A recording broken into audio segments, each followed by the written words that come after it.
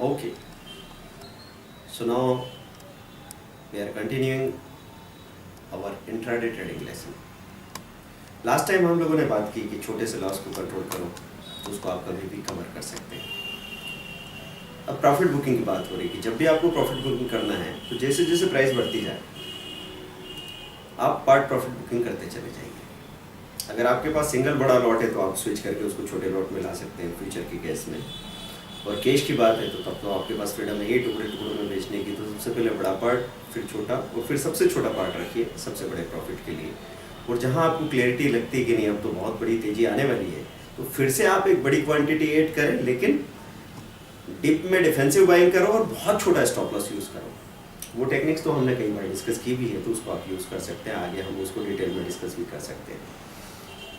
कभी बढ़ता शेयर हम कम फायदे में बेच देते हैं तो अफसोस होता है। तो मैं पहले भी कह चुका हूँ कि बेच कर पछताना अच्छा है, नहीं बेच के पछताने से। एक समय में 2 या 3 से ज़्यादा ट्रेड मत कीजिए, क्योंकि इससे ज़्यादा हैंडल करना, मैनेज करना आपके लिए मुश्किल होता है। फिर भी अगर बहुत अच्छा बाजार है और हर जगह बारिश हो रही है प्रॉफिट्स की और आपको 5-5, 6-6 ट्रेड एक साथ करना है तो उसका एक तरीका है। वो तरीका ऐसा है कि जो क्वांटिटी आपकी बिल्कुल रिजनेबल है, जो स्टॉप लॉस आपका बहुत रिजनेबल और प्रॉमिसिंग है, इसे 2 ट्रेड को तो आपने एक तरफ रख दिया, और जो जो चीज़ें आपको लग रही है कि अभी एकदम से मूवमेंट आ रहा है और आप स्कैल्प ट्रेडिंग कर एक तरीके से तेज़ी से आप ट्रेडिंग करके एंटर करके और प्रॉफिट बुक करके बाहर निकलना चाहते हैं, तो एक बड़ी क्वांटिटी छोटे स्टॉप लॉस के साथ और छोटे टारगेट के साथ फटाफट बुक कर करके बाहर होते जाओ। एक साथ ऐसा नहीं होना चाहिए कि आप 5-6 पोजीशन स्टॉप लॉस के साथ लेके बैठे और आपको थोड़ी देर पहले लग रहा है कि सभी चीज़ों में 2-2, 2,500 रुपया आ रहा है, 2000, 2500 कुल मिला के 9000 प्लस दिख रहे हैं, और एकदम से रिवर्सल आया मार्केट में, सीधा डिप आया और सीधा आप 8000 रुपया 8000 रुपीज़ माइनस हो गए। यही चीज़ें जो इंसान के तोते उड़ा देती है, उसको परेशान कर देती है। ओवर ट्रेडिंग में टैक्स भी भारी पड़ता है और ऐसे में डिप आ जाए तो फ़ायदे नुकसान में बदल जाते हैं। और जब आपको लगता है कि चलो 9000 रुपया लगाया तो पीछे से खबर आती है कि 9000 नहीं 12000, क्योंकि ब्रोकरेज और टैक्स का वो पैसा भी जुड़ जाता है। हर शेयर के एक दिन में बढ़ने या घटने की लिमिट होती है, तो स्टॉक मार्केट में वो लिमिट फिक्स है, और एक बार अगर वो सर्किट लग गया तो उसके ऊपर प्राइस जाती है। तो ऊपर जाके अगर बायर्स इकट्ठे हो गए तो सेलिंग खत्म हो जाती है, तो अपर सर्किट कहलाएगा। अपर सर्किट में आप खरीद नहीं सकते, और अगर गिरते गिरते सेलर्स ही सेलर्स रह गए और बायर्स गायब हो गए तो वो लोअर सर्किट कहलाएगा। लोअर सर्किट में आप बेच नहीं सकते। तो सर्किट के बहुत सारे लोग इस तरह सर्किट का गेम खेलते हैं, सर्किट का तरीका अपनाते हैं कि जो जो चीज़ें सर्किट के करीब पहुंच रही है, जनरली ये सर्किट मिड कैप स्टॉक्स में लगते हैं, तो जो जो चीज़ें सर्किट के करीब पहुंच रही है उनमें अपर सर्किट के लेवल पे स्टॉप लॉस बाइंग लगा के रखी।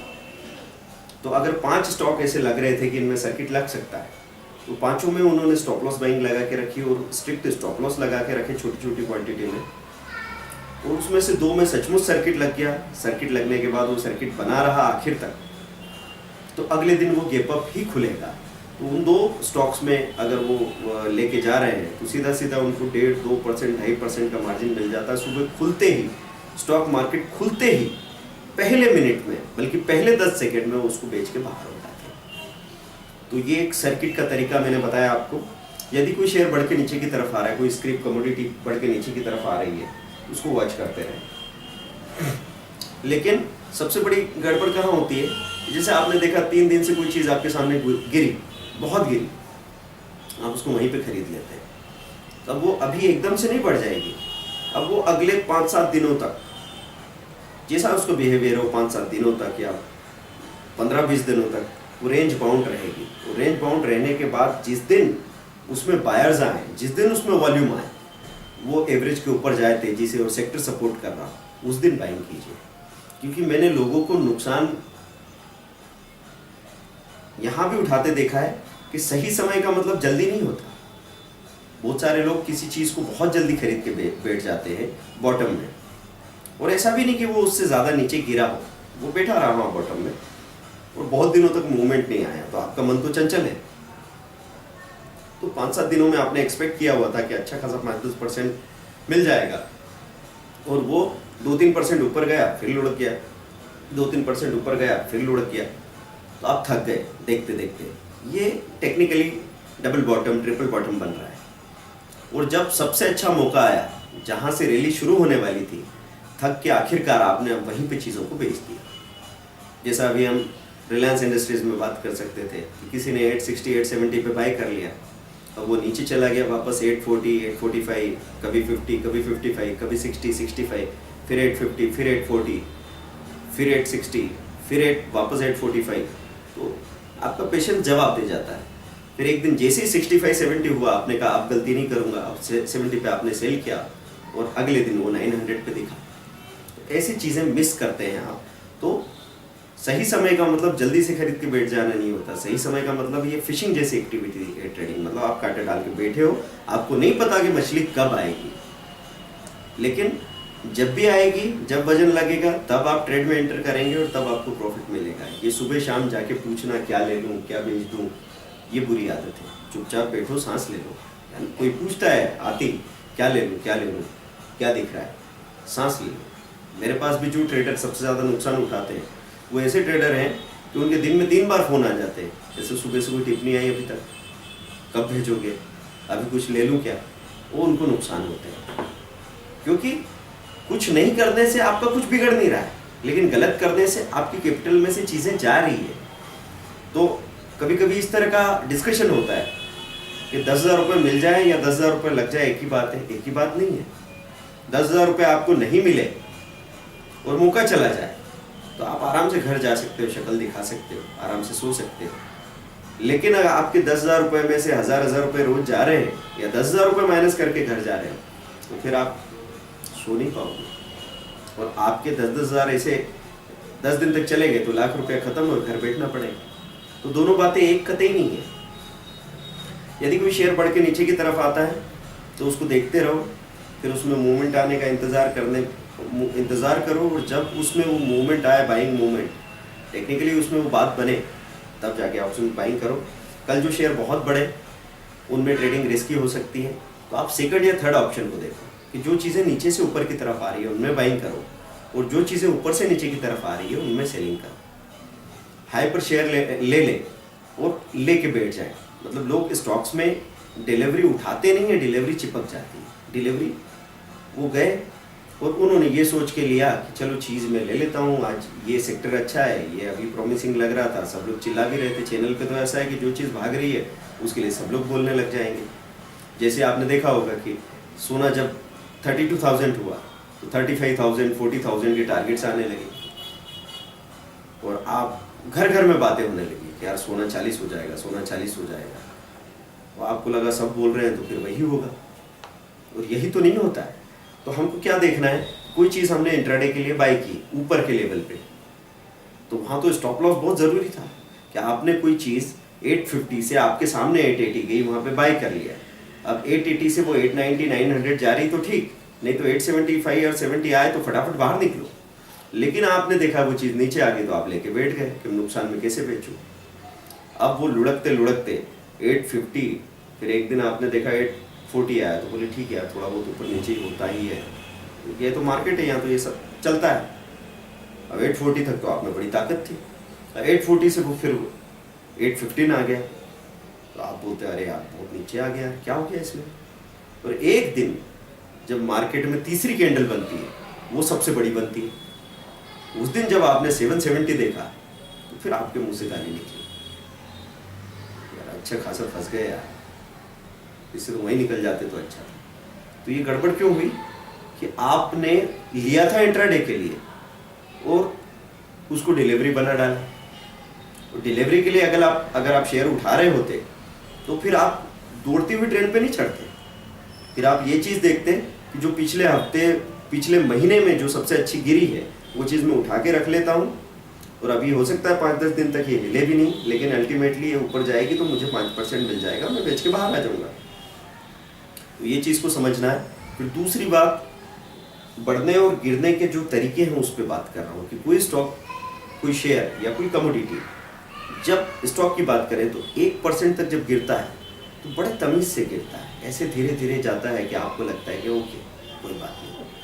तो कोई चीज़ सपोज आपने खरीदी तो 1,000 रुपये का शेयर खरीद लिया 1000 का, तो धीरे धीरे आपको दिख रहा है 1000, 999, 998, एकदम जरा सा भी नीचे आएगा रेट होगा तो आपको थोड़ा सा तो दुखता है, चुभता है। फिर आपने देखा कि यार क्या हो रहा है, वापस वो 999, 1000, 1050 ऐसे दिख रहा है आपको। फिर धीरे से आपने देखा 96 हो गया, 95 हो गया, तो आपने मन बना रखा है कि यार ये जैसे ही 90 के नीचे जाएगा वो मैं निकल जाऊंगा। तो चीज़ें जब 1% तक गिरती है तब तक बॉडी तमीज से जाती, तो आपको लगता है चीज़ें सब आपके कंट्रोल में रहेगी। फिर अचानक से ग्लोबल मार्केट खुला या कोई डाटा आया या वो सेक्टर में कोई नेगेटिव न्यूज़ आ गई, उस स्टॉक में कोई नेगेटिव न्यूज़ आ गई और वो वहाँ से धड़ाधड़ गिरता है। तो आपने देखा 91, 90 हुआ और सीधा उसने गिरना शुरू किया 88, 87, 85। आपने कहा बेचो, नहीं जा रहा है, क्या करूँ? बोले 83 करके बेचो। 82 हो गया, बोलो क्या करूँ? 75 हो गया, बोले अब क्या? अब आदमी सुन्न खड़ा है। कभी कभी तो जैसे फ्यूचर में मैंने लोगों को देखा है कि वो डम्ब हो गए, बिल्कुल सुन्न, आवाज़ भी नहीं निकल रही, पड़ोसी भी उनका माल बेच रहे हैं।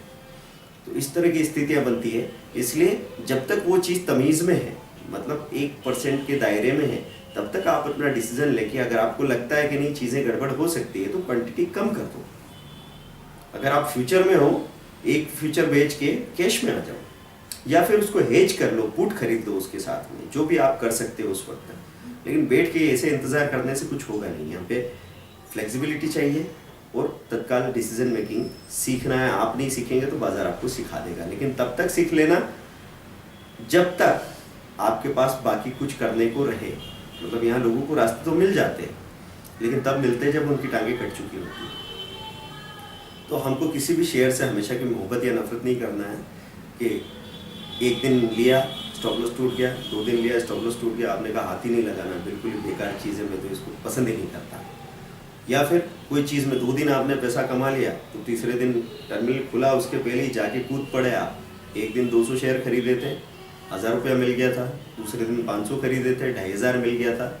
अब आपने 2000 शेयर का लॉट उठा लिया और वो 5 रुपये नीचे गया, 10,000 रुपये खत्म हो गया। तो आपने कहा ये बाजारी सट्टा बाजार है। बाजार सट्टा बाजार है कि आप सटोरी है?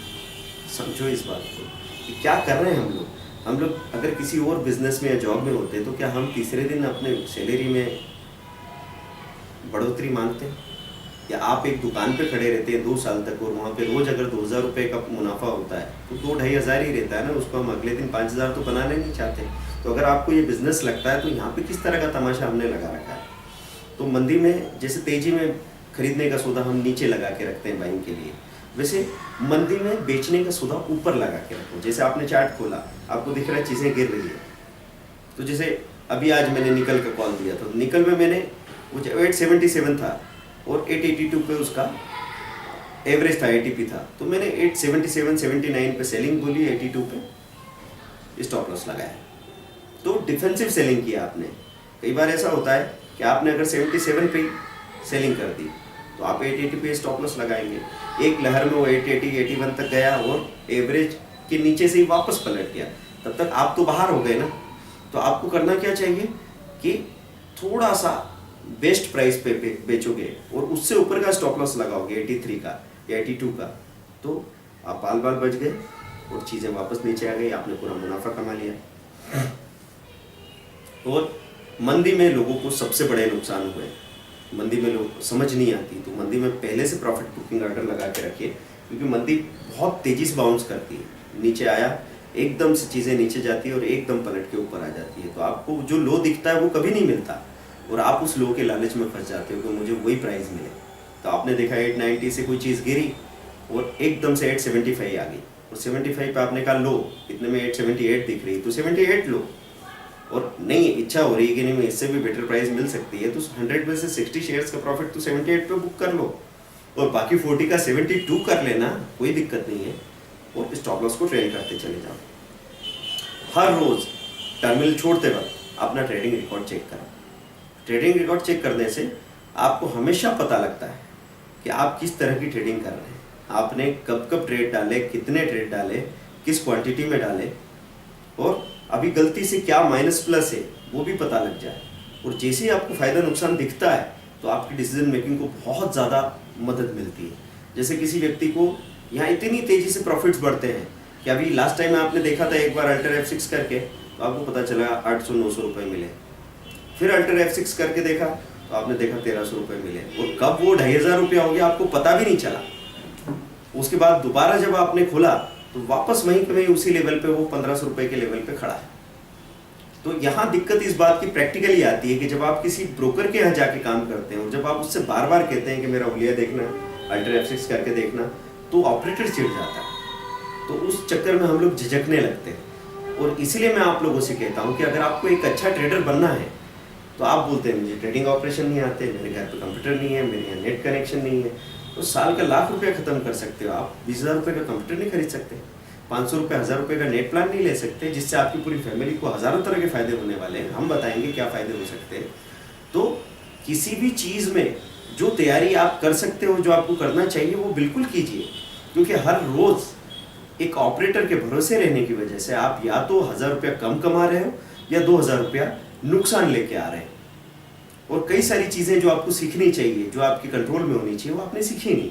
तो मैं आपको सजेस्ट करूंगा कि अपनी स्पीड को भी बढ़ाते जाइए, क्योंकि ये जो म्यूज़िक आप बजाते हैं, जितने अच्छे तरीके से आप बजाते हैं उतना पैसा मिलता है, उतना पैसा बरसता है।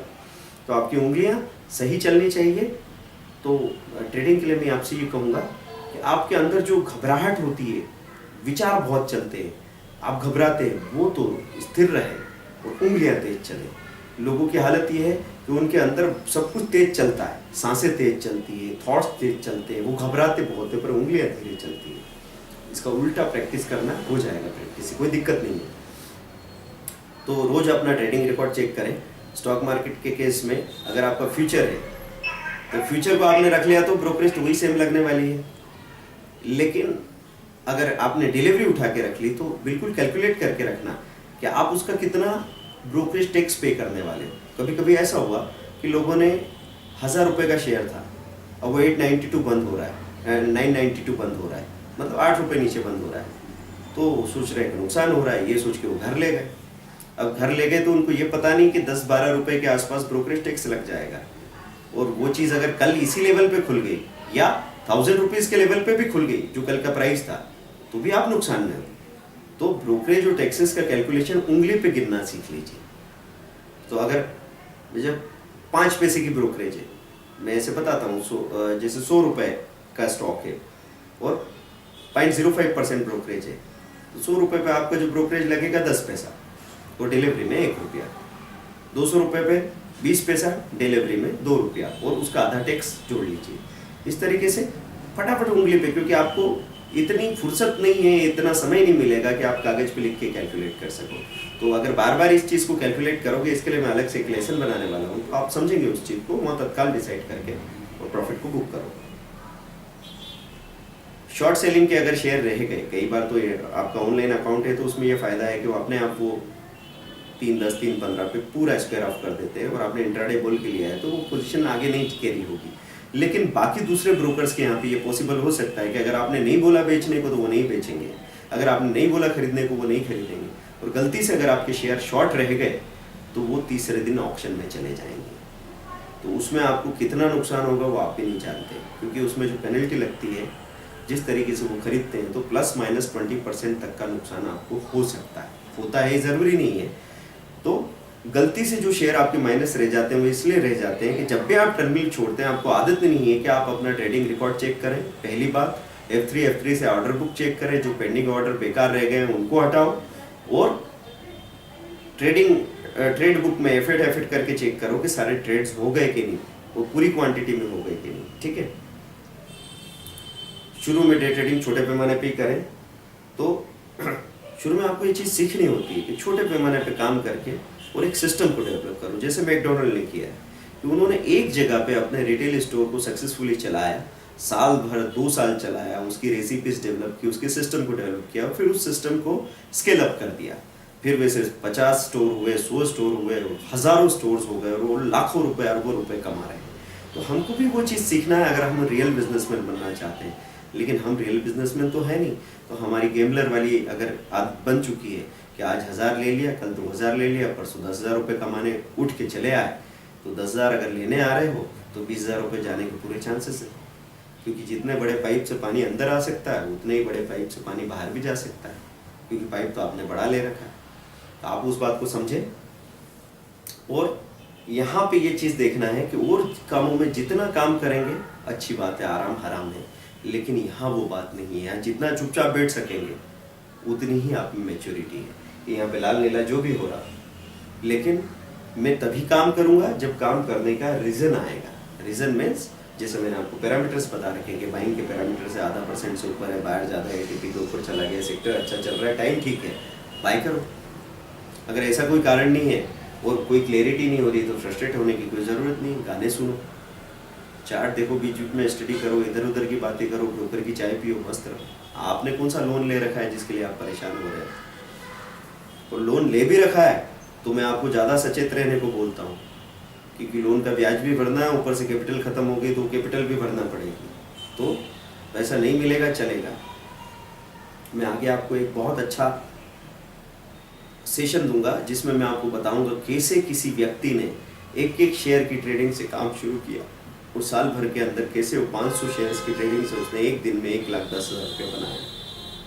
वो चीज़ समझ के आपको पता लगेगा कि ट्रेडिंग का सही तरीका क्या होना चाहिए। तो महीने में अगर 22 ट्रेडिंग सेशंस आते हैं, एक मंथ में 22 ट्रेडिंग सेशंस होते हैं, 5-7 दिन क्लियर तेजी होती है, 5-7 दिन क्लियर मंदी होती है, 10-12 दिन बिल्कुल क्लियर होते हैं जिसमें आप पूरे 30 दिन के लिए कमाई कर सकते हो। लेकिन अगर 22 दिन में से 22 दिन कमाने की मानसिकता आप लेके आए हैं, आप दूसरा कोई काम कर लीजिए, किराना दुकान चल सकती है, दूसरा कोई काम चल सकता है। क्योंकि यहाँ पे जो हर दिन आप उठ के चले आ जाते हो, नियम बना के आते हो कि 2,000-4,000 रुपये यहाँ से लेके जाना है, ऐसा नियम यहाँ काम नहीं करेगा। मार्केट जो दे रहा है, अगर दे रहा है तो चुपचाप ले लो, जितना दे रहा है ले लो, जिद यहाँ करना नहीं। क्योंकि जो मार्केट कंडीशंस है उनके साथ पहचान के काम करोगे तो किसी दिन 2 के 8,000 भी मिलेंगे, 2,000 की बजाय 8,000 10,000 भी मिलेगा। और किसी दिन आप 500 रुपये लेके या 500 रुपये दे के घर जाना पड़ेगा, और वो आपको सीखना ज़रूरी है। और एक दिन बहुत बड़ा प्रॉफिट हुआ है तो अगले दिन गैप करो, ऐसा नियम बना लो। जैसे हम नहीं होते, किसी हेवी डिनर लिया तो अगले दिन फास्टिंग अच्छी होती है। तो फिर भी बाजार में तो हम जाते हैं क्योंकि हमको आदत पड़ी है, तो छोटी वॉल्यूम में छोटी क्वांटिटी में ट्रेड कर लीजिए। Okay, thank you very much, bye.